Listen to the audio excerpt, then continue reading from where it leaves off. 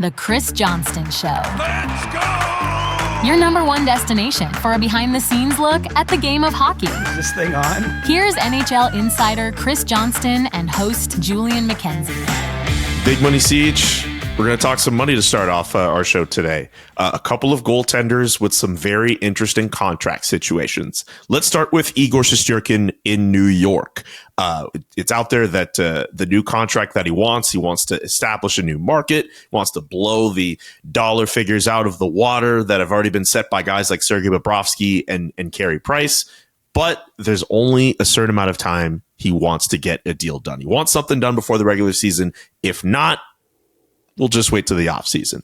Where are we at with Igor Shesterkin and the New York Rangers? Well, it's a big decision for the Rangers, right? Because, you know, there can be risk, I guess, on both sides if you go into the final year of a contract, the player end and the team end, but especially in a case where the player and his agent have indicated that they're not going to negotiate, you know, it does create this window now in the lead up to the season to try to get it done. But just as we've seen Leon Draisaitl reset the market for skaters, and I'm sure it's not too far behind Connor McDavid's next deal and all the others to come with, you know, a rising cap has created this circumstances where you're going to see bigger and higher contracts being given out. Shesterkin looks around at, you know, whether it's UC Saros, Connor Hellebuck, some of these guys that have signed in recent years haven't managed to eclipse the $10.5 million that Carey Price signed for all the way back in 2017. And, you know, he's intent on doing it. I think the Rangers are willing to do that to a degree. So you at least have the window there of what the money you're looking at is. But, you know, I think Shesterkin wants as much as $12 million a year on his next deal. And you know, there's a bit of a clock ticking on when it can happen, because once the season starts and if they truly don't negotiate, it can go a couple different ways. But either way, he's going to have the ability to walk free on July 1st. And if the Rangers aren't willing to get him to the kind of dollar figure he wants, he can see if someone else will in the open market.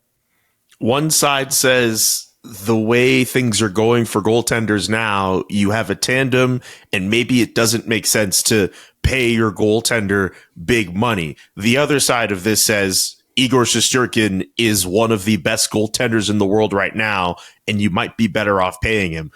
Which side is right? Which side are you on in this debate? Well, you know, it's funny the way it's gone with goaltending. You know, some teams have, you know, as little as 3 or 4% of their total cap dollars tied up in goaltending this season. You know, obviously a pretty small number given, you know, kind of the universal thought is if you don't get good goaltending, it's going to be hard to have the kind of success you want. You know, I think in periods you can overcome maybe some rough goaltending, but in general, you know, you need that position solidified. But, you know, we've just seen such a variance in performance. You know, the old saying, goaltenders are voodoo, that was kicking around on the hockey memes for a while. I mean, I do think, you know, when you get an established player, and I would argue at this point, Shesterkin is that. I mean, even last season, he had a dip in his performance, but by the end, and certainly in the playoffs, you know, he was what you'd expect. If you look back over, you know, all of his years with the Rangers, pretty consistently been among the best goalies, whether you're using save percentage or some of the other more advanced metrics. And so, you know, when you have that player, if he's in the right age, to me, I would be inclined to you know, give out a big contract number. But, you know, there certainly is risk. I mean, the fact that Carey Price is the highest paid goaltender in the league, but hasn't, you know, played a game for some time now, and unfortunately he's not going to be able to for the rest of his career, underlines that. I mean, Montreal gave him a big 8-year contract, and basically half of it he will be unavailable for. So it can go both ways. But I think eventually you're going to have to pay the top players, and I think you've seen enough from Shesterkin. That's my view. And I don't think the Rangers, I should be clear, this is a priority for the Rangers. I don't want to at all suggest that they don't want to sign him. I think it's just more about trying to hone in on a number that both sides can live with. You know, that's where the negotiation happens. And really, you know, we're having this conversation now because we're 10, 11, 12 days from the start of the regular season. I mean, it's a pretty small window now for them to get things done. And, you know, I think Shesterkin can feel pretty confident that he's going to reset the market.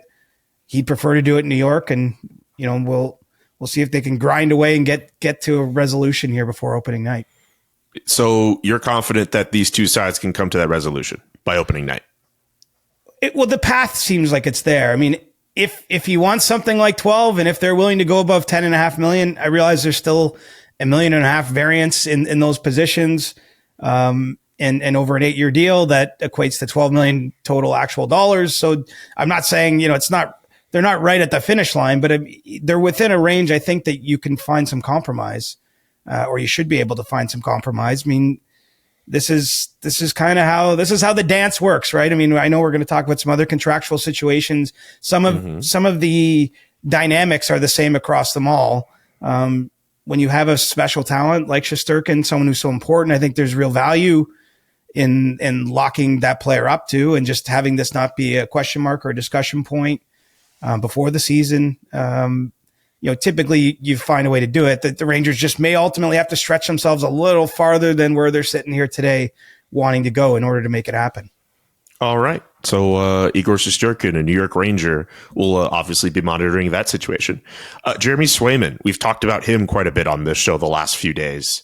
Still unsigned as of now. Our good friend Pierre LeBrun says he wants an 8-year deal. Where are we at with Jeremy Swayman and the Boston Bruins?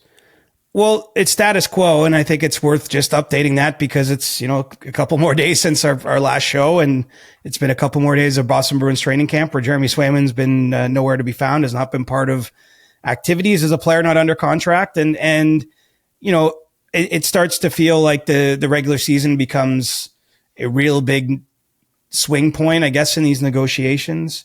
On an 8-year deal, I think Swayman is looking for something like what Charlie McAvoy gets paid for the Bruins, $9.5 million, if he's going to commit that much time to the team. And obviously the Bruins are not of a mind yet to do that. And, now they're kind of locked in. I think if you're on the team end of this, you're hoping maybe the player gets a little anxious, gets a little uncomfortable, recognizes, oh, wait, there's only X number of preseason games left. I mean, sees the opportunity to get ready for the season dwindling and maybe comes down off of some of his expectations for the contract. But I don't sense that from Swayman. I really, the point we've made on a few occasions where we've talked about this is just a very confident guy. I think he has a deep level of self-belief. I think he's mentally prepared for this being part of the business. And so the wait goes on in Boston. No sign of a crack or a change in positions just yet. And as I say, we start to circle, early October now as a period where you think they're going to take another, stab at a conversation, another chance maybe to reframe where their discussions have been to find a solution, because, it gets very real once once we get to a spot where he could be missing actual regular season days of the season. There's a financial penalty for him, and there's obviously potential consequences for a team that needs him. Do we have a sense of what Boston is trying to give Swayman? It seems as if we know what Swayman might want.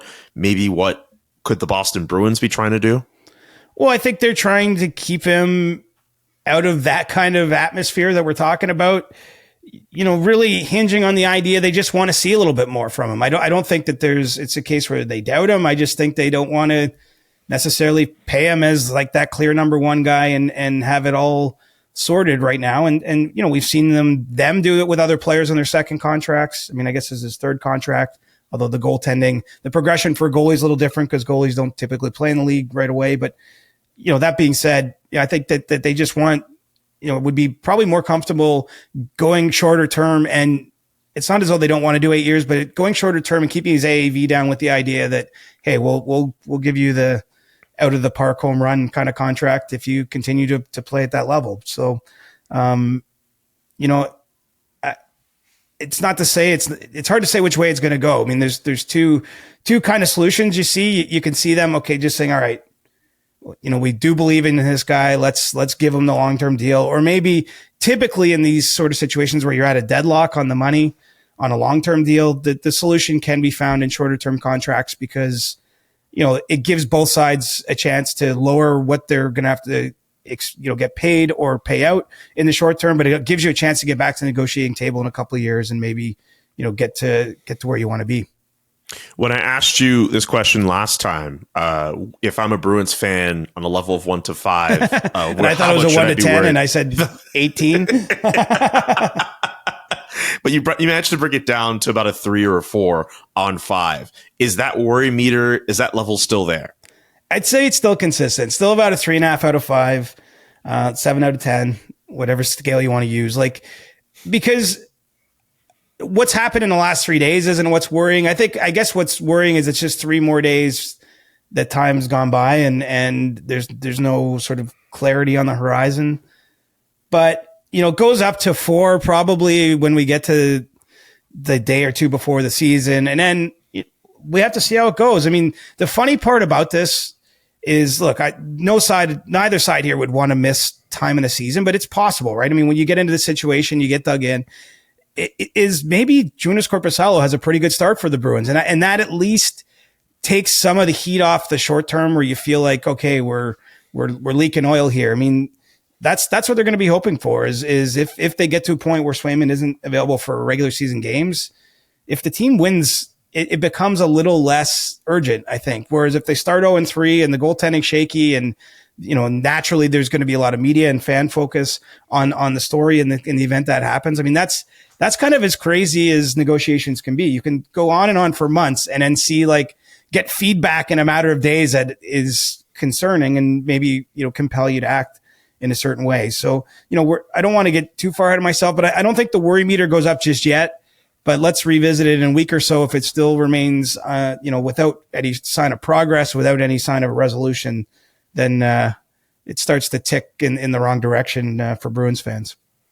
Since we have one for Jeremy Swayman, not to double back, but do you want to give a rating for Igor Shesterkin just so we have a number for Rangers fans on 1 to 5? I'm thinking it's a 1 on 5, the way you're describing it.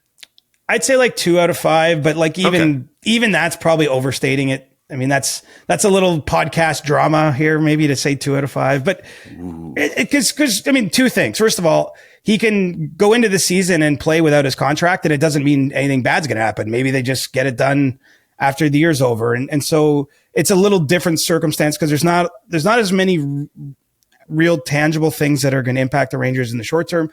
And then the second fact is it just seems as though I think that they're in a range where you would think logically that they're going to be able to close it at some point in time and get something done. So, unless that changes, which it could. Look, sometimes negotiations don't all proceed in a straight line. I mean, sometimes it looks like things are heading in a good direction, and then for whatever reason they get spun off, and the sides stop talking for a little while. I mean, that sort of thing happens frequently. So the Rangers concernometer can go up still, but it's in a good spot right now. It's almost at no concern. It's so low you can barely see it. Okay, wait. We got to, for consistency's sake, are we calling it a worry meter or a concernometer? We're going back and forth. What do you like, concernometer? I'm kind of digging concern meter or concernometer. I think you're onto something. All right, just for concernometer. Just for consistency's sake, I'm going to start calling it the concernometer. You'll need it for a few more of these topics I want to bring up. Let's bring up another goalie in Linus Ullmark in Ottawa. You've been all over this story. He's a pending UFA. No extension talks have begun, according to you. What's going on there? It would be really bad if I contradicted my own report here, wouldn't it? Actually, there's been a ton of discussions. Yes. But yeah, I mean, an interesting situation, right? Because obviously big trade for Ottawa.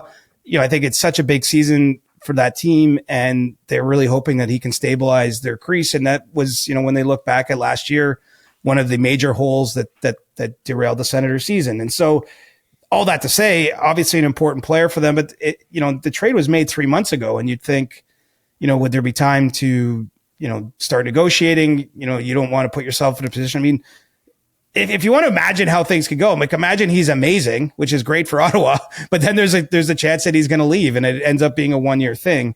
It's hard to predict exactly where that'll go just yet, but I will say it's notable that the Senators, I think, are quite comfortable letting it breathe a little bit with Ullmark, and they love the player obviously to go and make the trade to get him. I think everything they've learned about him, even since he's been part of the organization, has been positive. They want to give him a chance to love them back, in a sense, get settled in the city with his young family, get comfortable within the organization and getting to understand what they're all about, and ultimately get to a point where he's comfortable, giving them some kind of longer term extension as well. So, I think that this will be one that we revisit during the season. Certainly no sense that I think that they'll be open to talk as time goes along, but no discussions of any substance happening now on that front. And so let's see where it goes. I mean, the stakes are high in Ottawa. I really believe that this team, they have accumulated a nice bit of talent that's either entering the prime or just on the cusp of getting to its prime with the Stutzlas and the Kachucks and Norris and obviously Sanderson on the back end. They still have Thomas Chabot there. I mean, they've got lots of players, I think, that are there to like. And, they probably feel that they're not going to be ready to win until those guys are taking them to the point where they can win, if that makes sense. I mean, the team is built around those players, but obviously someone like Ullmark can be a huge stabilizing force for the group. And, the more I look at the Atlantic Division, I have to say, I see potential cracks, right? I mean, this is not a prediction because I'm so lousy at those, but it's more just, you can see circumstances where maybe Boston, despite some of the big free agent swings they took, maybe it's a little bit of a step back. I'm not saying they missed the playoffs, but maybe aren't quite as dominant as they've been. So let's see how the Swayman thing plays out, but that could, play a part in it as well. Tampa losing Stamkos, I still think is like losing part of your heart. Also say goodbye to Mikhail Sergachev. I know they bring back McDonough, but he's another year older. Maybe that doesn't work out as they hope. Maybe Vasilevsky isn't back to full health after, last year was certainly a tough year for him. Maybe they're not what they were. Florida, no, I'm not going to take any shots at defending champs, but they've played 2 straight Stanley Cup finals. So there's a lot of mileage on the tread. Toronto, I mean, if you look for areas where they could fall back, I mean, they've made what they hope are improvements on the blue line. It's a pretty old blue line, right? Do they stay healthy there? Does the goaltending hold up? They're counting on a lot from Anthony Stolarz and Joseph Woll, who neither of whom have really even been a 40 game per year goaltender, let alone a 50. And, I think ideally they're hoping Wall would be somewhere in the 40 to 50 range and Stolarz would pick up the rest of the starts. But, there's some questions there. So some of these established teams, the teams that have been making the playoffs every year in that division, I can just see a world where they all maybe aren't quite what they were. And so that's a long way of saying, Senators fans, I'm optimistic that this team can have a great season. But, if that's the case, I would imagine Ullmark will be part of it and they'll get to work on his extension sooner rather than later. Not to make this like an Ottawa Senators preview thing, but I'm wondering if their season's going to be close to what Detroit had last year, where they were basically fighting to make the playoffs until almost the very last day. Just something like that. And to your point, guess who else is fighting for those playoff spots? The Detroit Red Wings and the Buffalo Sabres. The Ottawa Senators are in that fight. And you can lump in the Montreal Canadiens if you want to. I still don't know if they're good enough to make the playoffs yet. I don't think so. But Buffalo, Detroit, and Ottawa are in that cluster of teams knocking on the door in the Atlantic Division to try to take advantage of one of those top teams falling off. It's a really interesting division. Yeah, you're right. And I think that it might be a little bit more of a compressed Coke can this year. Like it might be, it's sort of been a haves and have not division for a number of seasons in a lot of ways. Like there's been a pretty clear delineation between the top 4 teams and the bottom 4 teams for the most part. I'm not sure it's going to be quite that clear. I mean, what it might mean too is some of these teams, whether it's a Tampa or a Toronto or whatever, any of those, maybe they're getting to the last week of the season and they still got to win game 81 just to get in. I mean, even they might still make the playoffs, but it might not be as comfortable as it has been some other years. I think it'll be fascinating. That's what happens. And quite frankly, when we look at the Senators specifically, Julian, to me, if they're not in the kind of playoff race Detroit was at minimum, like that's a disappointment. I mean, that's what they've been hoping for, right? Is obviously they want to get in, they want to win rounds. Like don't get me wrong, but sometimes you got to walk before you can run. They haven't even really walked yet. I mean, they haven't got to a point where those players are playing big, meaningful games, game 76, 77, 78, under the pressure where you're scoreboard watching elsewhere. And you got to, certain nights you just have to win or the dream's going to die. I mean, so, I think at minimum they need to get there. I'm kind of like, I'd love to see them get back in the playoffs. I think it'd be a great story. And I do think sometimes fresh blood, so to speak, that, it just helps freshen up the storylines around the league. Honestly, I wouldn't mind seeing a Battle of Ontario again if Toronto and Ottawa could ever line up. I think that would be pretty. Oh my God. I think that would be pretty electric. I mean, somehow there's still a rivalry there. It's been so long since both teams were really good at the same time, right? They've kind of gone back and forth where Ottawa's strong seasons, Toronto was in distant, and then this last stretch of time, Ottawa really hasn't been that competitive, and the Leafs have been. Anyway, it would be great to see them both on the upswing or both in both with high hopes at the same time in the same series. Man, now I'm excited I was already excited for the season. Now I'm really excited for the season. All right, let's get to, speaking of the Toronto Maple Leafs, Mitch Marner. He's a pending UFA this year. The last time we mentioned him, didn't really want to talk about his contract. Where are we at with him? Well, I haven't asked him since, but I'm sure he still doesn't want to talk about his contract. I'm sure. But, the one thing I will say is that I still think there's a window of opportunity for the Leafs and Marner to get something done before the season. Now, it's not to say either side will embrace that window, will embrace that chance and push something to the conclusion. But, I think the more you look at it, the Leafs have managed to actually not to have this become too big of a talking point, relatively speaking, so far. And when you look at the contract signed in the last year, I think it defines a window for a Marner deal, right?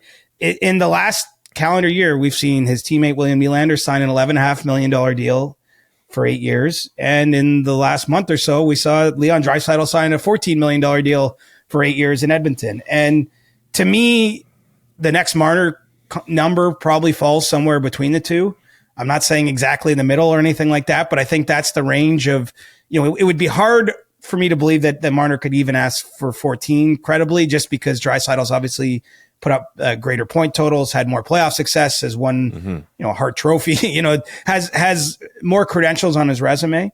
But at the same time, I do see Marner probably coming in above the Nylander number. And then it's just a matter of figuring out the sweet spot there. I don't see him, frankly, going above Austin Matthews, $13.25 million, almost kind of an internal cap kind of thing. And so, it's sort of, when I talk about Shesterkin, it's not that much money. Obviously, every dollar matters in the cap. And, but I do think that there's kind of a clearly defined spot where Marner will fall. And you just wonder. I mean, I mentioned on a previous episode that I'd heard earlier in the summer that Marner was having some doubts about whether the Leafs truly wanted him and that he wanted to be there. Well, I'm under the impression now that those doubts have been erased. I think it's been made clear to him that the Leafs still see him as part of their long-term future. They'd love to have him. And wouldn't it be nice, just sitting here thinking about it, if they could get it done sort of quietly and amicably before the season? Not to say it's going to happen, but I just want to keep it on everyone's radar that it's a possibility, because I do think that there's still some level of discussions going on behind the scenes and a little bit of a dance to see if they might be able to find something that works on both ends. And, if not, I do believe everyone when they say, hey, we'll just let it go, and maybe that gets done midseason like Nylander or even after the year. So it's not this. If this is a concernometer, it's still at 1 out of 5 or whatever I'm putting the low ones at, because Marner is under contract this year, and I think he's fine to play with the year without his deal. But let's not sleep on this window here, where I think that they're going to try to at least see if they can get something done. It's funny you brought up the concernometer, because I was about to ask, how do you have one or assess the situation for one of the most polarizing players I've ever seen for a team? Because there are guys who obviously are going to want Mitch Marner to stay, but we're not stupid. We know there are fans out there for the Leafs who are not big fans of this player, especially with how he is in the playoffs. It's fair. And that's not me saying that. That's off of what people have said. Well, he's gotten a lot of the targeted criticism for, I think, the overall frustration of the team. And quite honestly, some of that criticism has gone over the top. Some of the criticism isn't warranted. It's not this. I'm not defending his playoff record. I'm merely saying he's not the only player on the team that hasn't scored a big goal in a game 7. You know what I mean? And yeah. I think he's come to embody where some of that hate goes, and a lot of it is over the top, unwarranted, all that stuff. I also have the opinion, though, Julian, if he has one big playoff series or playoff spring, a lot of that opinion will change. I think that the beauty is, yes, he's faced that criticism, he's faced those doubts, or whatever you want to call them, but he still has the chance to. The pen is still in his hand, right? He can still rewrite a different ending to the story. And generally speaking, when your team wins, or when you have some personal success and big moments, I mean, you only need to do it a couple times, and it erases all the other years you didn't get it done. I mean, I look at Sidney Crosby personally as the best example of a true winner in this generation, right? He's won 3 cups and 2 Olympic gold medals. Well, he's played in the league for 19 years. So there's 16 seasons he didn't win the cup too. And 15 of those seasons, he didn't even get to the Cup final. But, obviously I'm not hating on Sidney Crosby. My point is, I've seen this Roger Federer clip going around where he won X number of matches. I think he won something like 80% of his matches, but he only won 52% of his points. It's sort of the idea that a lot of those matches could have gone either way over the years, and he managed to get sort of the one extra point at the 1 or 2%. I mean, that's what you're looking at if you're the Leafs. I think you're looking, and it's so silly where, man, here we are September 26th, and I'm just like, just you get back to the playoffs next year and you make it happen. But it's almost that simple. That's the level of analysis here. If they can have a big playoff spring, and if Mitch Marner can do it himself, I think. And look, he's still loved too by a lot of people. I mean, let's not let the loudest voices on social media dictate what's true sentiment too. I mean, you take the subway down to a game in Toronto, you'll see a lot of 16 jerseys on your way there. That is very true. All right. That's a lot of contract talk to start. There's a lot of good nuggets of information to start. Well done, Siege. Earlier this week, we getting down to business, Julian. We getting down to business. We standing on business. We getting down to business. All of that. Earlier this week, you were at the unveiling of the new Amazon NHL series. This is a long title, but Faceoff's the big name you need to remember. It's not Face Hot Off, Ice. inside the NHL. Yeah, okay. I mean, it's not that long, I guess. But anyway, Hot Ice would have been a much funnier title. I stand by that I should have asked someone, because there's lots of people there that probably would have known. There was a working title that played on like the intensity and the heat aspect of the sport. I just can't remember what it was going to be. Might have been like Icy Hot Patch or something. I don't know. It was just something that played up how intense the sport is, which actually I think was what's cool that's part of what they've captured here. I mean, they've captured some of the personal lives of players, I think, on a degree you haven't seen and peeled back the curtain, but they're also taking you inside the fire and brimstone of the sport and the Stanley Cup playoffs in particular. And I think that's what's going to make this such a popular thing for hockey fans. What did you think of the trailer? What did you think of the event earlier this week? They also unveiled the hosts and full team for Monday Night Hockey on Amazon as well. Lots of things to take from that press conference. You were there.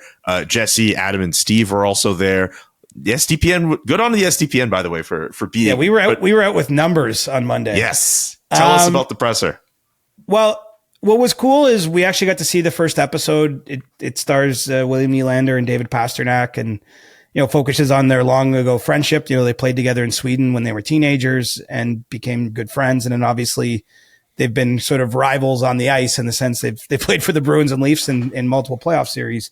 And it just so happens one of them scored an overtime winning goal in Game 7 of that series. I don't want to spoil the ending for anyone who may not have caught it, but wow, okay.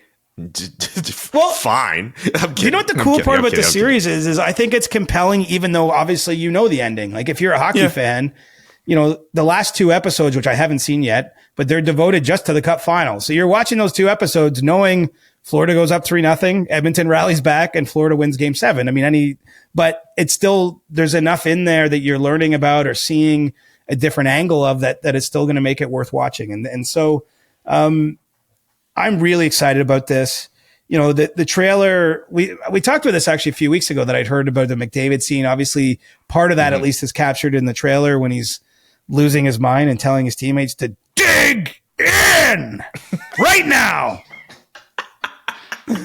That's I'm sorry, watching that clip and seeing that emotion from Connor, like I've never seen anything like that from him before, but also I understand considering the circumstances, but that's awesome. It's a great moment. Isn't it awesome? You can say that about any player though. Like I saw this and I didn't know, I wouldn't have imagined that he would be like that. I mean, anytime you can say that, whatever it is in this show or in across these 6 episodes, like I think that's part of that underlines that they did their job, that they are delivering on what this thing should be. I spoke with Steve Mayer at the event. He's the NHL's director of chief officer of content. Yeah, I forget his job title Chief Content Officer. He's a very big deal in NHL circles in terms of making sure that the product is visible and growing status of players and all that, blah, blah, blah. Right. Well, and he was a producer on the show. So he was intimately involved in bringing this together and seeing it to completion. And he said that in his view, first of all, he's known Connor McDavid well. remember those two last year, conspired to redevelop the All-Star weekend and things like that. But so the point is, he knows Connor McDavid, and he said, like, even he, in watching it, was like, I didn't know this guy. I didn't know he had this side. And, he mentioned to me there's a couple other scenes that are not in the trailer where you see that. And he said that he thinks fans will come away with the most different view of Connor than any of the other players, that essentially you see more of him across this show than you will of anyone else, like that, that he might surprise you or just you might find interesting. And I mean, when you're talking about the best player of his generation, the guy who just won the Conn Smythe Trophy in a losing effort, I mean, that's again, I think that's pretty cool. Like that, this is the whole point of this, is that you get to understand the sport on a different level, or see some of the characters in a different way, appreciate what they do. I've got very high hopes for it. I'll say this, and having spoke to people with Amazon, I spoke actually to one of the fellows who is a co-founder of the Box to Box film company. They're the ones who actually, do the work, that they put together the F1 Drive to Survive series, the golf series. This gentleman is by the name of Paul Martin, said that, he went into this a little nervous. He said, he's like, I know nothing about hockey, but he knew enough to know that hockey players have this reputation as not wanting to put themselves out there. And so he just wondered how it would all go. And then he said when they got into it, he found them to be by far the most accommodating of any of the athletes they've dealt with, and the most open to sharing themselves and having it all kind of aired out. So, he couldn't have been more clear they want a second season. Steve Mayer said the same to me. So I think this is the start of something that you'll see more of. And, the beauty is on October 4th, we can all binge watch 6 episodes because Amazon's going to drop them in one batch for those that subscribe to Prime. I know what I'll be doing that day. I want to go back to the point you made about how players were very accommodating through the process, and obviously the stars that have been listed for this show are there. I wonder if we're starting to see a little bit more of a change in that mindset, where NHL players, they still have that reputation of being reserved, but would a series like this kind of change the tide for players wanting to show more of themselves, show more of their personality, and do more essentially to sell the game? I hope so. I think so too. And a couple notes. So among the players, I don't have the list in front of me that I know have a significant role in the series. So you got Nylander, Pasternak, you have Gabriel Landeskog plays a key role, Quinn Hughes, Philip Forsberg, Jack Eichel, obviously Connor McDavid, Matthew Tkachuk. I think they got some Jeremy Swayman in there as well, and some Zach Hyman, Draisaitl. But, that's just like a flavor of the kind of guys. And, one thing Quinn Hughes said is that he actually is someone who values his privacy. He said, like in the summer, he loves to go back to Michigan and disappear for 3 months and no one hears for him. But when he started to hear like that McDavid and the Nylanders had signed up, he's like, who am I to say no to this now? And anecdotally, from what I've heard, is a number of NHL players have already put up their hand volunteering for the second season. And so I hope you're right. Like, I think that, first of all, everyone's going to see this and see that, hey, this is like, you're seeing Connor McDavid in a way you've never seen him before. And it's okay. People think it's cool. Like, no one's criticizing him for it, or like nothing bad happened in a sense. And I think it makes it a little safer for everyone else to share more of themselves. And they actually credited Nylander, of all people. He said he was the first player who basically just said, come to my house in March, like before the playoffs started, like whatever you want. Here's what I'm doing today. You can follow me around. He ended up getting injured and missing the first 3 games of the series. Come over and watch a game at my house with me. Yeah. And, he even included, he was mic'd up for that argument on the bench with he and Matthews and Marner in game 4, that series with Boston, game 5 rather. No, game 4. Yeah, 4. And like, that's all just left in there. Like, he's like Nylander said, I didn't tell anyone, like, he didn't make any demands. Basically, whatever they caught, they got. And he's like, even stuff like that, he's like, it's real. He's like, it happens all the time. He's like, fans want to see this stuff. And so I do think you're seeing a general shift in mindset, and I'm hopeful that this series will continue going in that direction. And, I think they're already considering all kinds of different stuff for the next go round in season 2. There's, I think you might see some players who don't make the playoffs included. So, it includes, more potential of the league. I think they've talked like this. Do they focus on players, maybe family situations more, like some of their partners or their spouses, whatever? Do they involve coaches? Like, I think that they're looking at all kinds of different ways, but they just want to peel back the layers and the curtains of the game. And, I personally think it's great. I've had a few people, like kind of just friends and stuff, texting like, do you think this really makes more fans? And I'm like, I don't know. Like, it's hard to measure that. Like, I don't know if someone's going to see this for the first time and then be like, now I'm going to go to a hockey game. I don't know if it's that simple, but the way I view it is, in today's day and age, we're all competing for people's attention. And I think that there's enough clips from this will get people's attention, will get hockey out there in a different way than a traditional manner. And if nothing else, I think hardcore fans are just going to gobble this up. I mean, I would be shocked if they don't. I'm just binging docs these days. Like, I have watched every sports doc going. I actually just started the Tragically Hip one in the last couple of days. No dress rehearsal. So like, I love this kind of content with everything. And so I'm fully on board. And I got pretty fired up being at that event for a couple hours on Monday afternoon. It just seems like everything is in harmony. Like, it feels like they didn't get any roadblocks. Like, I think in the past, whether it's the NHLPA acting on behalf of players or teams or whatever, I think the NHL's met a lot of hurdles when trying to do this sort of programming. And from what I can gather, there was just none of that this time around. Two more things before I get to the final topic here. I've probably said it on the podcast.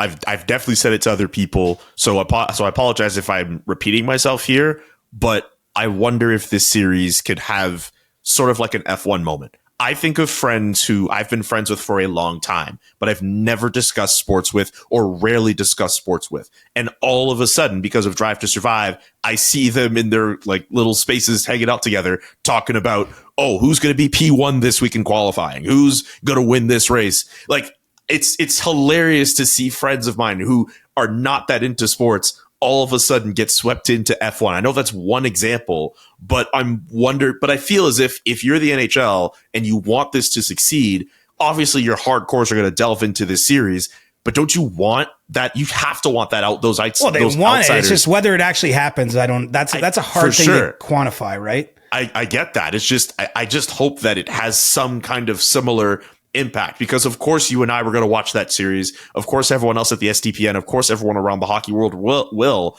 It's all about that random casual fan or someone who might have been interested in hockey and they thought, well, you know what? Maybe this is my entry point in, right? Like I would hope that it has some kind of impact. I would hope that it being on Amazon Prime versus like a Netflix doesn't affect people's perceptions of it. I mean, you think of a series like Receiver or Drive to Survive, as I mentioned earlier, those are all on Netflix. Do you want to go on Amazon Prime and get that series? Like, I get it. Like, but at the same time, I just hope it has that impact is what I'm trying to say. I got to say, I like Amazon Prime better than Netflix.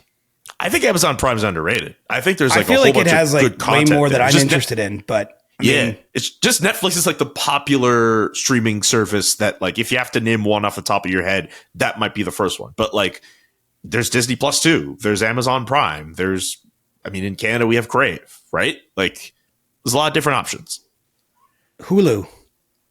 Well, we don't have Hulu here. I wish we did, but in America, in the US, I think it's just the US thing. Unless you have Hulu, and no, I don't. Let's not even. I don't know how to find anything on there. I do know when I call up Amazon Prime and on my smart TV, though, there's always something I want to watch. Yes. The other thing I wanted to bring up, just wanted to go back to Connor McDavid, who is essentially going to become. I mean, I think off of the way that we discussed him in the trailer and other parts of our discussion on this series, it's funny to think of this guy who we look as probably the best player in a generation. And there's still so much we need to know about him. And for him to say, it was never my plan to be the star of the show. Well, dude, you're the best player in the world. Like, it's really funny to have that thinking, at least in my head. But it's just hilarious that it's at that point where he didn't want to be the star of the show.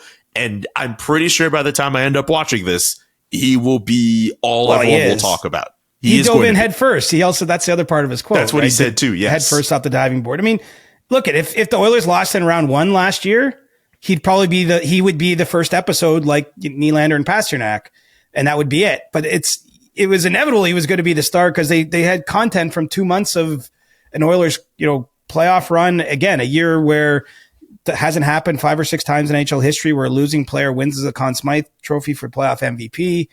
He was the star of the show because he was the star of the spring, and the cameras were around for all of it. And, I think on top of that, they found lots of compelling footage from him, and it stayed in there. Apparently the scene that we should all be racing for, excited about the problem is it's a sad thing, but being in the Oilers locker room after they lost Game 7, like apparently the footage they got there is like extremely powerful, and it becomes quite apparent what the loss meant to McDavid in a way that words couldn't, that we get to see that scene. So I think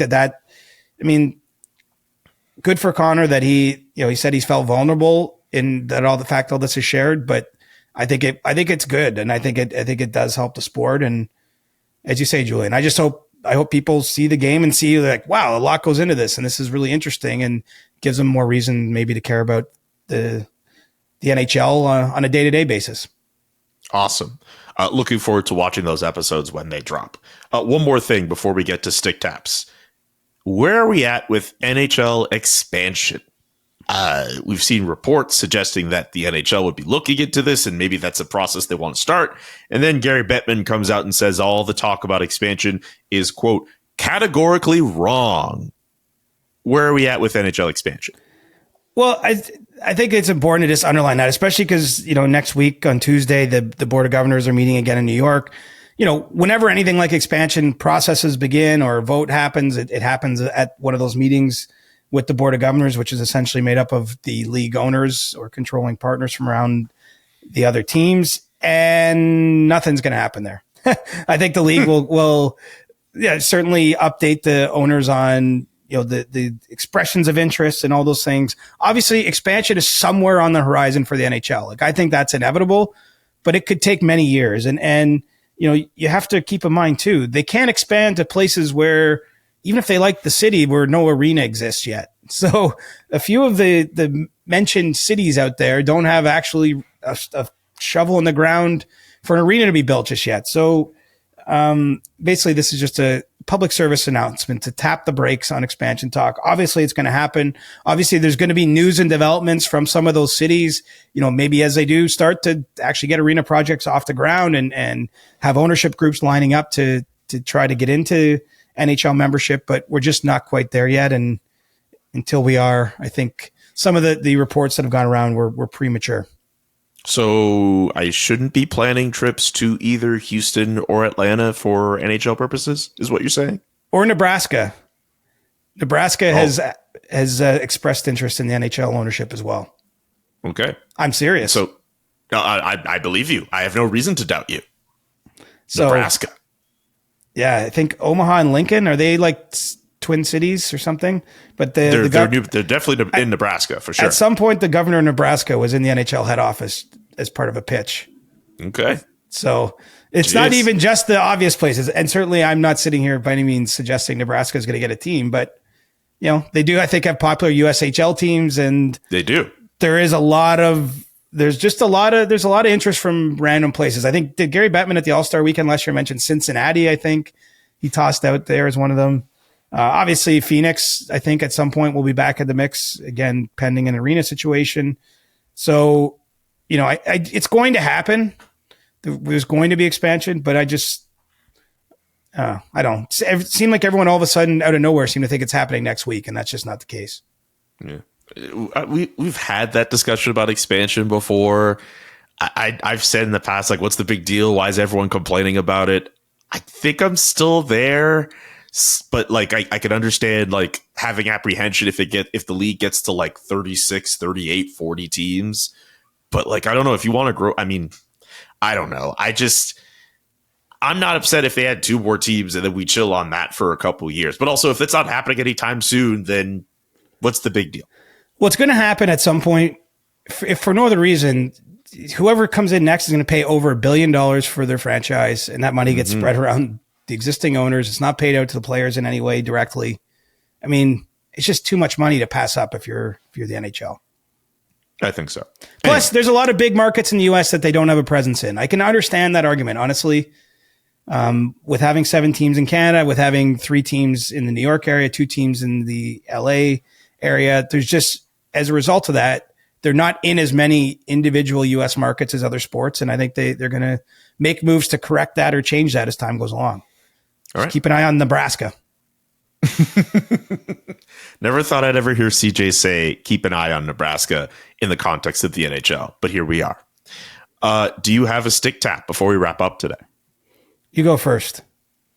I was hoping you were going to go first. One story we didn't get to last week because it dropped after we did our episodes for the week. But Jaromir Jagr, 52 years old, intending on retiring from professional hockey after this season.